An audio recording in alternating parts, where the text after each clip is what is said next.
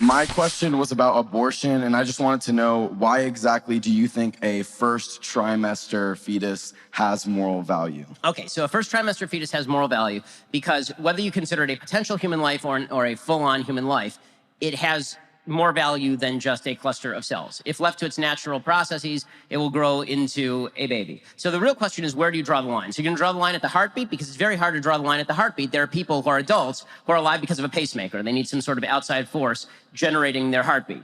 Okay, are you going to do it based on brain function? Okay, well, what about people who are in a coma? Should we just kill them? Right? The problem is, anytime you draw any line other than the inception of the child, you end up drawing a false line that can also be applied to people who are adults. So either human life has intrinsic value or it doesn't. I think we both agree that adult human life has intrinsic value. Can we start from that premise? I believe that sentience is what gives something moral value, not necessarily being a human alone. Okay, because, so when you're asleep, can I stab you?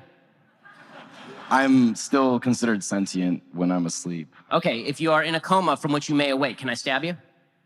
Well, then, no. I guess not. I mean, I'm glad you answered that, because I have no interest in actually murdering you. But that's still potential sentience, and it's still a potential. I agree. It is potential sentience. You know what else is potential sentience? Being a fetus. The issue with that. The issue I have with that, though, is that if I'm in a coma and I'm not doing anything to anyone, I'm not causing any issues amongst the world. Whereas an unwanted child may or may not be a burden to people. Okay, well, there are lots of people who are unwanted, right? I mean, there are lots of people's parents who are unwanted, right? We're a bunch of college students. The problem is that now you're shifting the argument, right? Before you were making the argument based on the intrinsic value of a life based on sentience, and now you're talking about the level of burden that somebody presents as a separate moral argument.